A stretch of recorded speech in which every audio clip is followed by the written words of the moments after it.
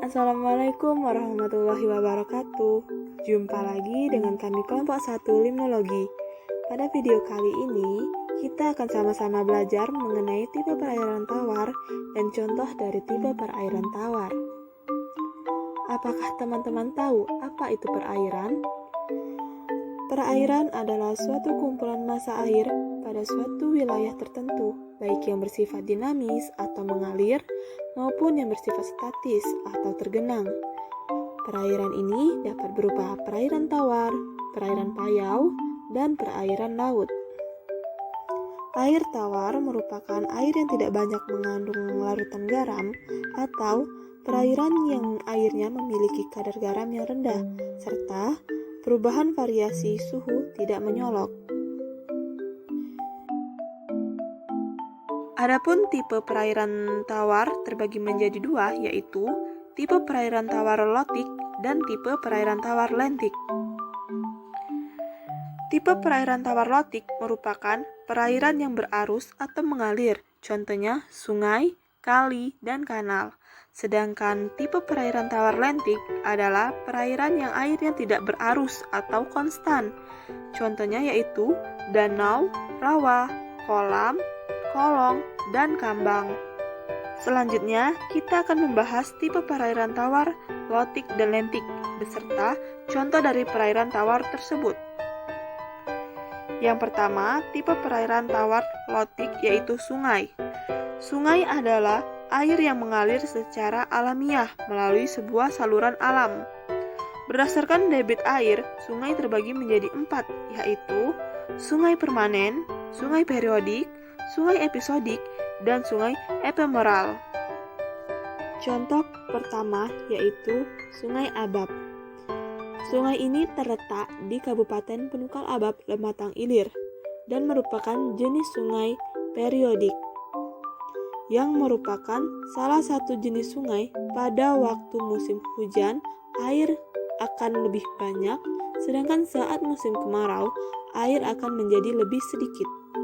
Sungai ini termasuk jenis sungai aliran yang akan bermuara ke Sungai Lematang.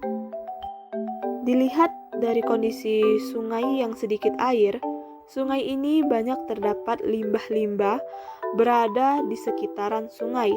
Hal ini yang memungkinkan terjadinya banjir pada saat musim penghujan, yang menyebabkan sungai ini menguap sampai ke permukiman rumah warga. Kualitas air sungai ini juga dalam keadaan tidak baik karena dialiri oleh limbah-limbah masyarakat atau tingginya aktivitas masyarakat di sekitaran perairan. Serta masih banyak juga masyarakat yang membuang sampah atau limbah yang padat maupun yang cair pada sungai ini sembarangan. Hal inilah yang menyebabkan Sungai Abab ini menjadi sungai yang tercemar. Selanjutnya adalah tipe perairan lentik, yakni Danau Kaolin yang terletak di Kabupaten Bangka Tengah, Provinsi Kepulauan Bangka Belitung. Disebut juga sebagai perairan lentik karena danau ini tidak memiliki aliran. Danau ini dimanfaatkan pada sektor pariwisata, sehingga banyak masyarakat yang berkunjung di danau ini untuk melakukan liburan. Selanjutnya adalah tipe perairan lentik, yakni tambang inkonvensional atau biasa disebut dengan TI, yang terletak di Desa Airway, Kecamatan Sungai Liat, Kabupaten Bangka, Provinsi Kepulauan Bangka Belitung.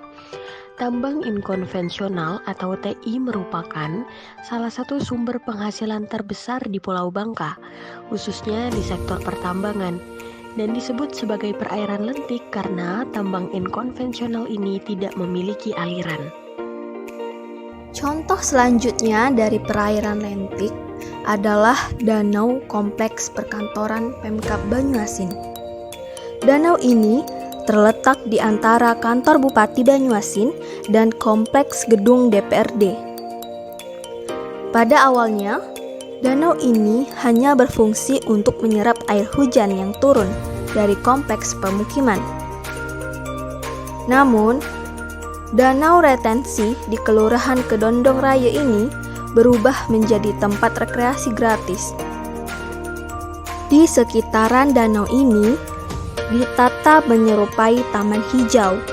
Sekelilingnya difasilitasi pula dengan pedestrian serta jogging track. Selanjutnya adalah rawa. Rawa merupakan tipe perairan lentik.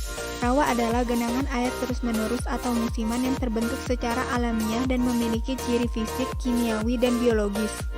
Rawa dibedakan menjadi rawa lebak dan rawa pasang surut.